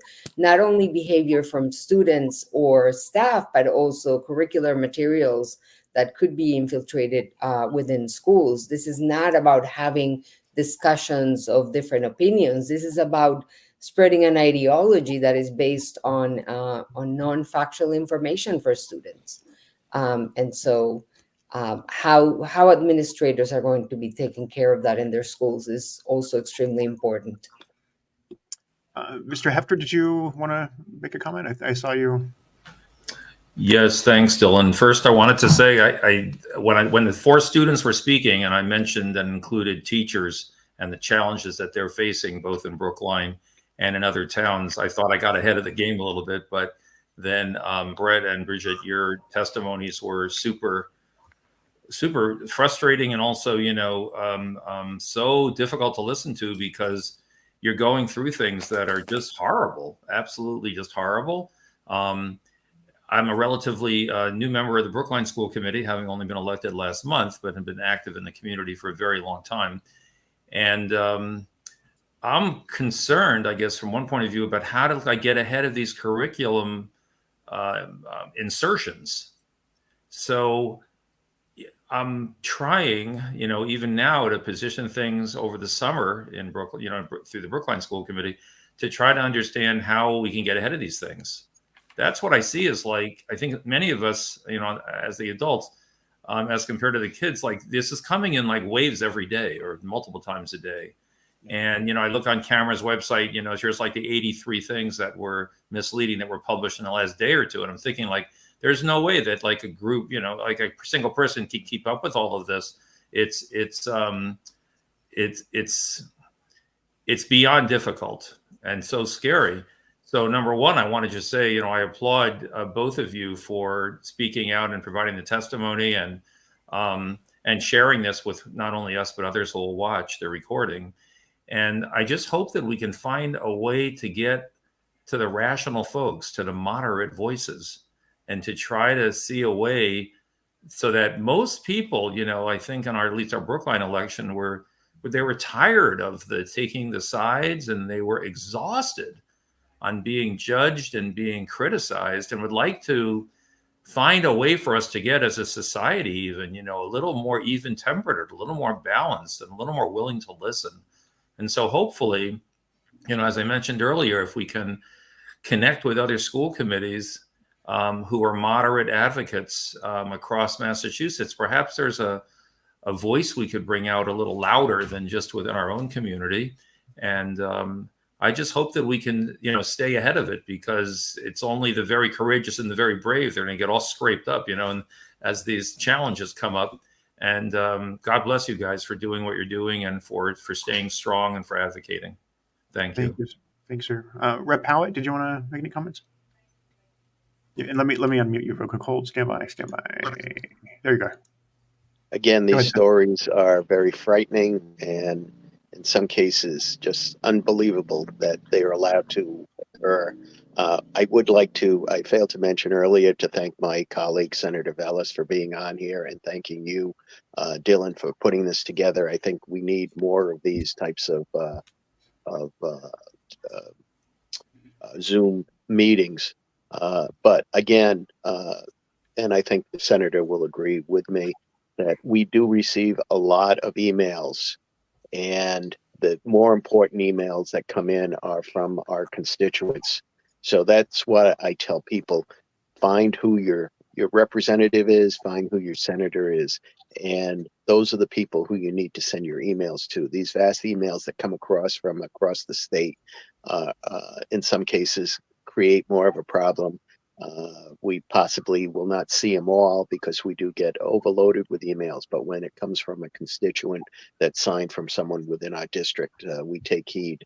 And people need to question them where they stand on this. And also, they also, in my opinion, need to contact some of the bigger organizations that represent Jews throughout Massachusetts and New England and hold their feet to the fire and ask them, what are they actually doing? How come we don't hear from you? Or, do they politicize the problem for their own well-being, or are they actually acting on behalf of us? And I think that's important as well. And I think, Dylan, you probably agree with me after being in some of the hearings where I've testified. Absolutely, 100%. Thank you, Representative. Senator Vellis, did you want to make a quick comment? Yes, I do. Thank you very much again. I actually was at the same meeting at the AJC the other day, so I heard this before, and it was just, it's just shocking. It's outrageous. A couple things that I would just briefly say. Yet another reason I think we need to do something to really encourage, force DESE to really, whether it's curriculum, professional development, we just need to change this equation. This is insane what I'm hearing tonight. Absolutely outrageous. guess the only other thing that I add is earlier in the week, I had a meeting with the DESE Commissioner Johnson, and I said to him in no uncertain terms, like, this is, he was aware of the amendment that we had filed. He was aware that it had passed. He's anxiously awaiting to see what happens with it.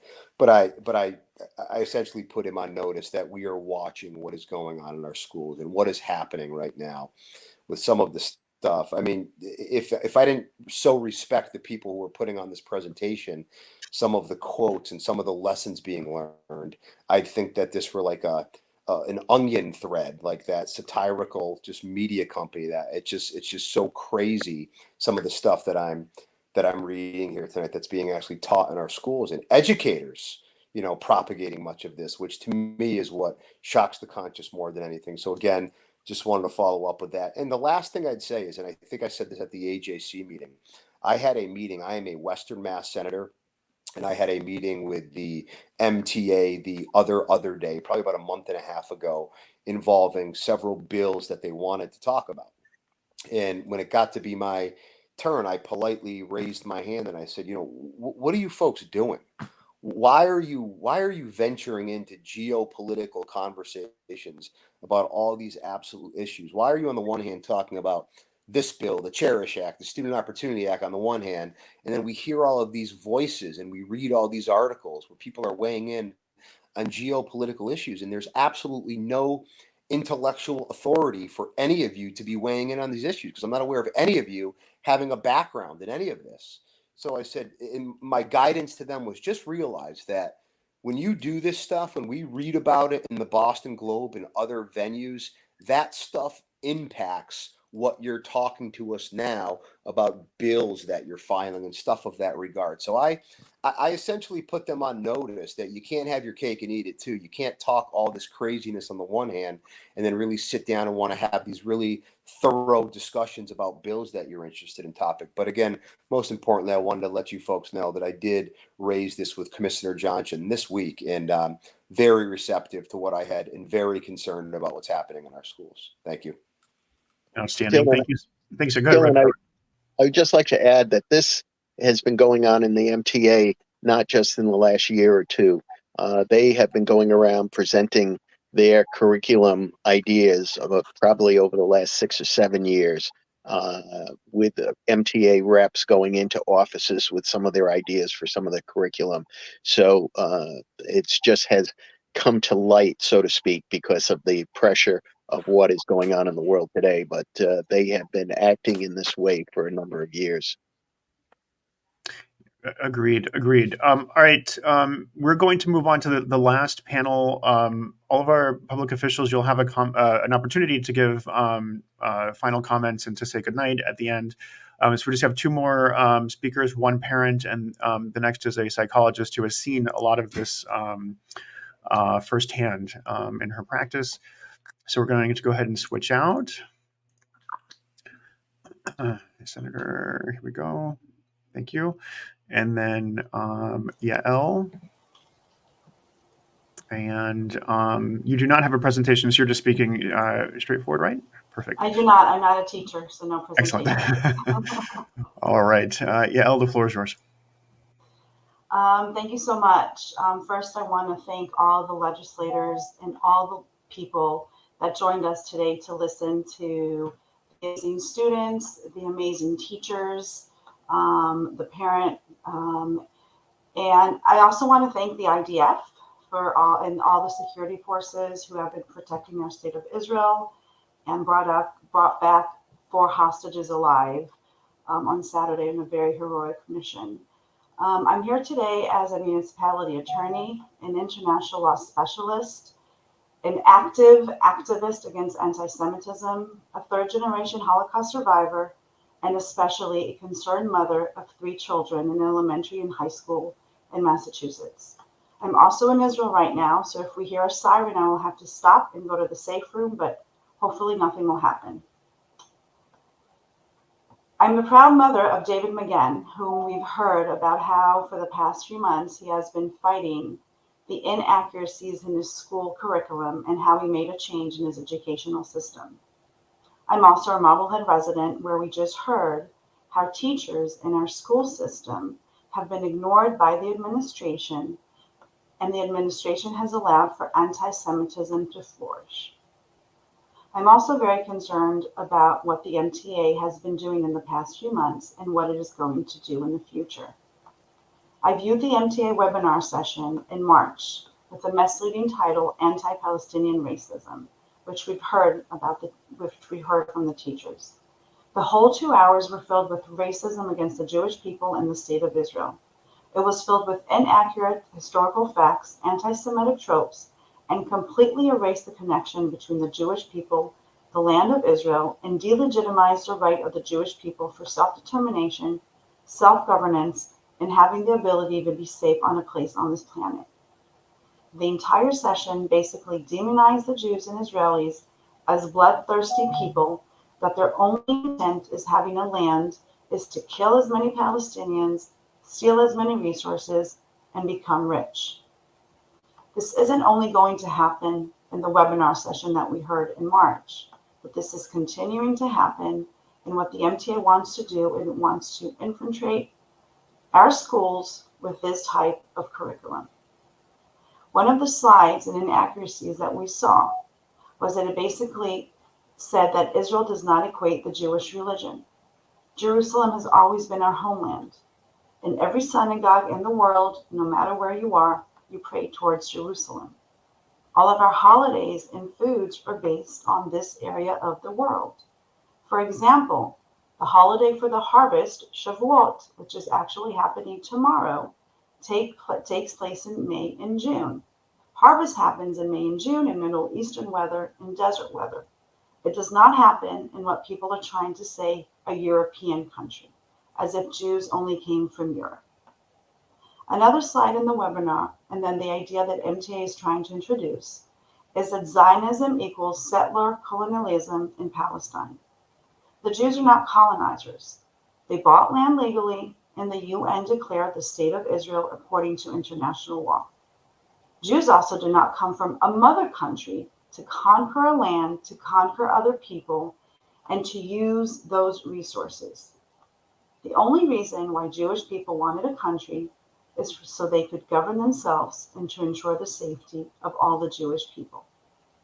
Another slide and idea that the MTA is trying to teach is that anti-Zionism equals a commitment to liberation that does not come at the expense of anyone else's freedom. Being anti-Zionism is basically taking the freedom of the Jewish people for self-determination. Taking away the right from Jews to govern themselves is anti-Semitic. Anti-Zionism is anti-Semitism. The whole premise of the MTA webinar and what they want to teach is that Israel should be dismantled, that Jews do not have the right for self-determination, and that there should only be one state in the area, a Palestinian state. We have dozens of countries in the world that are Christian majority, and the calendar goes according to the Christian holidays. Thus, we have Christmas off and Easter off. Also, the Sabbath, the day of rest, is on Sunday. We have dozens of countries where we have a Muslim majority population, where the day of rest is Friday, and the calendar goes according to the Muslim calendar. Thus, you have Ramadan and Eid al-Fitr as the holidays. You only have one country in the world where the Sabbath is on the Shabbat, is on Saturday, and the calendar goes according to the Jewish holidays, Rosh Hashanah, Yom Kippur, Passover, etc. Ever since October 7th, I have been feeling I've been living in Germany in the 1930s. I feel our lives are in danger, our homes are in danger, and now our schools are in danger. There are three things that are extremely upsetting with what's going on with the MTA anti-Israel curriculum, and it is not pro-Palestinian. It is anti-Israel, anti-Semitic curriculum. The first, as was stated by Brett, is that this is the only subject that the MTA has decided to draft and implement curriculum about in international history. There isn't any other conflict that they are talking about that they are drafting curriculum about. The second is that the MTA, and especially Ricardo Rosa, does not have any credentials to create this type of curriculum. He did not study, he's not a Middle East scholar, he's not a Judaism or Muslim scholar. Further, they refuse, as we heard, to vet the curriculum. And the third, of course, is on what the curriculum will be teaching. It will be teaching that Israel is an apartheid state and is a state that should not exist. It will basically demonize the Jewish people, demonize the state of Israel, demonize our children by their peers. As a parent, I'm extremely concerned about what is happening in the curriculum in schools, and I'm also extremely concerned about how the administration has been dealing with our teachers, specifically in Marblehead. We've heard several of our students talk about the anti-Semitic incidences that they needed to suffer. We've heard about our teachers talk about the anti-Semitic incidents that they needed to suffer. And there was one thing that was the same for all. The administration did not do anything. It is hard enough to speak up, but it is even harder when the administration deliberately tries to silence you, tries to shut it up, or does not deal with it properly. I ask you, and I urge you, legislators, and everybody on this call, to take action. We must stand up to anti-Semitism. We cannot stand idle and do nothing. If we do not, I fear for the Jewish people, and I fear for the future of us all in the state of America. Thank you, and Am Yisrael Chai. Thank you so much, Yael, and a very, very powerful testimony. Our last speaker is Dr. Miri Ben Halperin.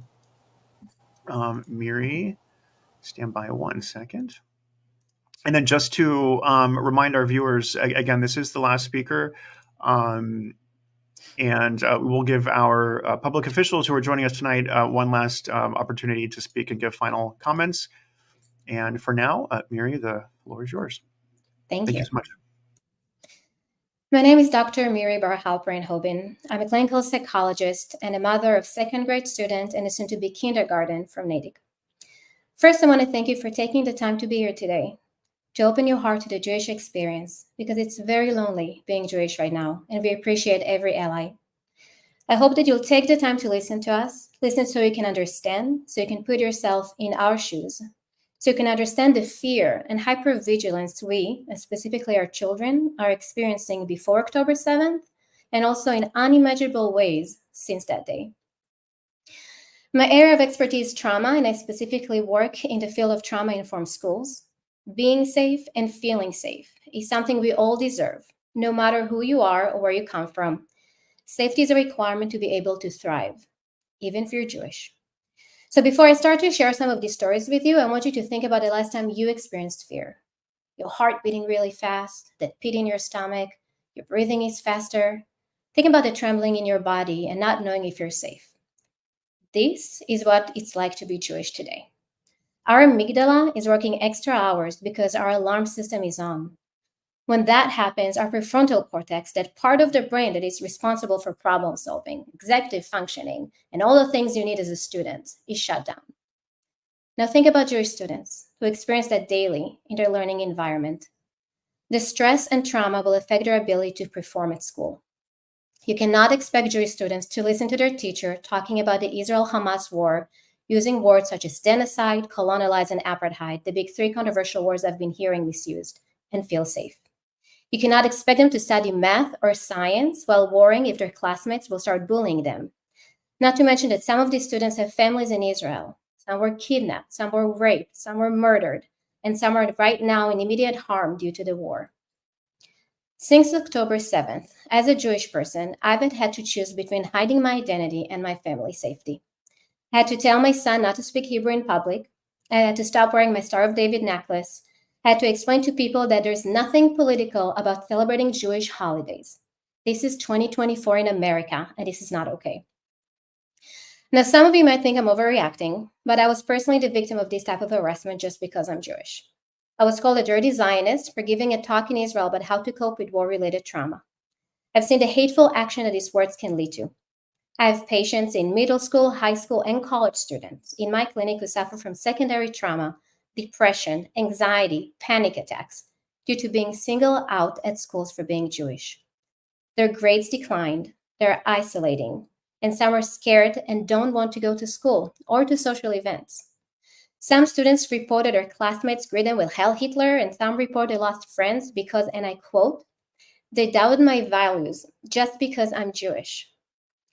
Some report being told to go back to where you come from, not to mention the ones that were told that they need to leave the classroom because you're Jewish and this topic might be too much for you. Some of my patients report that when they need to work with other classmates, no one wants to collaborate with them because they're Israeli or Jewish. One Israeli immigrant patient whose friends were murdered on the 7th disclosed that people in her school told her they deserved it and stopped playing the victim. I found out from my patient that the only way they keep their status at school and to be socially accepted is if they speak up against Israel and in a way deny part of their identity. No wonder that I have kids in my clinic telling me that they don't want to be Jewish anymore. Can you imagine going to school and worrying daily that your classmates will protest against you or deny your trauma? In trauma therapy, there is a term for this type of response that Jewish students are experiencing. It's called traumatic invalidation. It's an extreme denial of one's private experience, feeling, or reaction, often by an important person, group, or authority the person is dependent on. This can lead to changes in one's beliefs about themselves, their emotion, their experiences, and the way they perceive others and the world in general. Ultimately, it can lead to a threat to a person's psychological integrity, lead to a state of pervasive insecurity, and even post-traumatic stress disorder. Words matter. I'm an immigrant in this country. I'm a minority, just like the rest of the Jewish people, by the way. It is the education system job to make sure our kids are protected at school, while I'll do my best to protect them outside of school. I see this as a result of a failed education, and we're witnessing examples from the MTA, as you heard before. Instead of educating the teachers on how to combat anti-Semitism, especially since we all know that it's becoming an epidemic with 140% increase just in the last year, according to the FBI and ADL, and in the last 5 years, more than doubled in K-12. They are focusing instead on spreading hate and one-sided false narrative. When teaching about history, I expect school to be unbiased and well-informed. Teaching about the Middle East conflict is important, and it should be done in a manner that is sensitive to both sides. This is more nuanced than bad versus good or the DI narrow view of oppressed and oppressor. And any teacher who is talking about the conflict should be mindful of doing so in an unbiased and caring way. History taught us that if we stand aside and do nothing, it will repeat itself. Your voice matters to the Jewish students and their families. Your voice matters to me, and your voice matters to the future of my children. Thank you very much. Thank you, Miri. I'll stand by 1 second. Okay, thank you so much for that testimony and that presentation. We will bring back Yael, and we'll bring back our dignitaries, Gladstone, Hefter, Rep. Howitt, and Senator Velis. So this is our last panel. I want to give each of you an opportunity to either ask questions of Miri and Yael, and also to give closing remarks. I'm also going to bring in Robert and Nirit to say some final words as well before we go this evening. So to whoever would like to go first, Gladstone, I don't know if you have your mic off, or Rep. Howitt. Go ahead. No. Go ahead, Representative. Well, again, I think this has been quite enlightening and informative, and at the same time sickening to hear some of these stories that are going on within our Commonwealth, not only our country, but close to home within our own communities. And I think a meeting such as this and future meetings are very important. I also feel it's very important that people know that they have support from additional people, that they're not in this alone. I'm sure my colleague, Senator Velis, feels the same way. I would also like to mention to Miri that I noticed you're wearing the pin of the anti-hate from the foundation, the Kraft Foundation, and I've been very active with that foundation, handing out pins. Many of my colleagues within the House and the Senate wear them and receive them. And so that was very encouraging as well. And what the Kraft Foundation has been doing, I think, is helpful in combating anti-Semitism. But we have a long way to go because the ignorance of people and the belief of what they're learning, whether it be in the classroom or on the internet, needs to be addressed. Thank you, Representative. Gladstone, did you want to go ahead? Thank you. Sure. Thank you, Dr. Mary and Yael. Very powerful. So I can predict what the curriculum is going to be out of the MTA because it's easy. Unfortunately, too easy. If you go to the website of the Liberated Ethnic Studies Model Curriculum Consortium, you'll find resources and an ability to pay a consultant to help you put together a curriculum, which by the author's own admission centers on the story of the type of pro-Palestinian narrative that is extremely anti-Zionist, anti-Israel. Ethnic studies is a very valuable area of study. An inclusive model can be extremely powerful, empowering for communities that are disempowered, but it doesn't have to be done at the expense of Jews. But this particular pernicious version of it, which is a turnkey curriculum system, you just have to pay the money, they give you the curriculum, and away you go, is something to watch out for. I have spent a half hour, 45 minutes at a time speaking to the chair of the social studies at BHS at Brookline High School, the curriculum coordinator from the superintendent's office, the DEI person in the school committee, and various teachers. And that is so important. One-on-one, talking to people who are actually in the classroom or directly influencing the people in the classroom. Teachers have a lot of autonomy on what material they can deliver. And there are these MTAs going to just hand them over a curriculum and say, go. And it's not the curriculum that we want taught. People need to be warned that you may not realize how dangerous and hurtful this is. Let me tell you why. So please, everybody out there, educate yourself on this curriculum and then make those relationships with your child's teacher and the heads of the departments. Those are the people that need to hear from you, and they need to hear about how divisive and inappropriate and wrong this kind of material is, and ask them to teach the kids positive, reaching across differences. That's what we want. We don't want activists in education. We want educators who help us reach across differences. That is the language to use, and that's what I'd like to leave everybody with tonight. Thank you, sir. Thank you, sir. Senator Velas, if you wanted to give any closing remarks? Yeah, just again, thank you so very much. This has been, again, just an abundance of emotions, right? On the one hand, we're discussing such a sickening, reprehensible topic. On the other hand, just knowing that there are so many people committed to this fight and so many impressive people has really been reassuring in many different ways. I'm just going to finish by saying that you have an ally in me. Please don't hesitate to reach out at any point in time. And I look forward to meeting, discussing, and finding out any ways that I can continue to lead on this and advocate from. But this has been incredibly illuminating and helpful. And just thank you for the invite. It's been great. Thank you, Senator, and to Representative Howard, to both of you. We'll make our presence known at the State House loud and clear moving forward for sure. I wanted to give school committee member Hefter, you're perhaps maybe most important because you're on the ground, and so I wanted to give you a comment just to say or a moment to say some last words. Thank you, Dylan. I first wanted to say that when Scott, I'm also a town meeting member in Brookline, and when Scott and I and our team worked on tabling the ceasefire resolution 2 weeks back, I think one of the lessons we learned is that a lot of this work has to be done at the individual level to try to yell against a large group is very difficult. To try to raise your voice against the audience of people who don't necessarily agree with you is very difficult.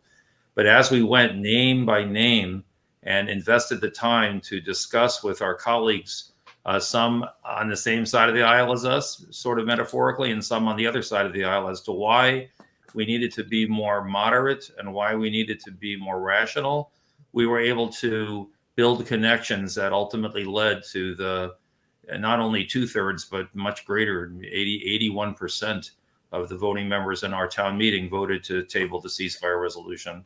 And I think the lesson there is that obviously it's a senators, Howard and Velsa's level, there are many, many good things they can do on our behalf of the Jewish community and the K-12 educational community in Massachusetts by working at a much higher level with people in leadership positions.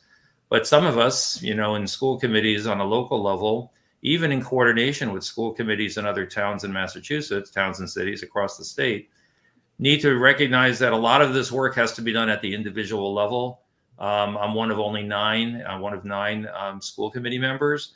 And so it's a opportunity and a challenge to work with each member of the school committee and to develop relationships with the other key leadership folks one at a time, and ultimately try to appeal to their sense of fairness and their sense of decency and dignity for all, so that we as a Jewish community can get to a point where our students, our faculty, our parents are not feeling unwelcome, unsafe, and scared.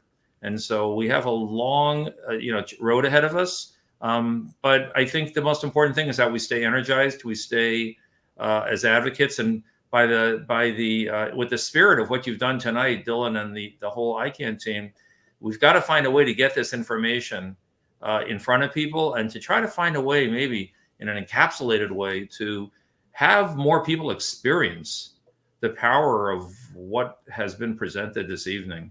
I would urge us to find some way of getting this in front of people at a time when they can think about it and reflect, and hopefully, again, sort of that's a way of bridging individual to individual. So thanks very much for the opportunity of sharing, and I hope that we'll just continue to be energized and advocates, and finally, again, with Shavuot coming tomorrow night, Chag Sameach. Toda. So thank you so much to all. And I want to give our national co-chair the last word tonight before we sign off. So Robert, go ahead. Yeah, so I really want to thank all of our speakers, and especially the brave students that spoke. You made my heart grow by a few measures. Also, I'm grateful to the elected officials who joined us. We really appreciate your work and leadership, and we are very persistent, so you'll hear from us. To our community, I don't know how you feel, but I can tell you that I'm shocked, moved, and angered. But most of all, I'm energized to fight on and keep going. This is not the end of the process, as you can understand. We will follow up with more communications, more meetings, and policy actions, and we appreciate your active participation. We need you. You need you. Am Yisrael Chai. Kol Yisrael Aravim Ze Leze. Remember that. Thank you. Thank you. Perfect. Amen. Thank you all. And thank you all for staying up so late. Apologies for the lengthened program, but I think it was very powerful and moving to all. So again, thank you to our elected officials. Thank you to our presenters. Thank you especially to our students who were so brave in presenting and sharing their stories, and to our educators too. It's not easy, to be an educator or a teacher in this environment at all. And we thank you for your service, and to our parents as well. Thank you. So everyone, we say good night and Laila Tov and Chag Sameach. Laila Tov. Laila Tov. Thank you. Thank you.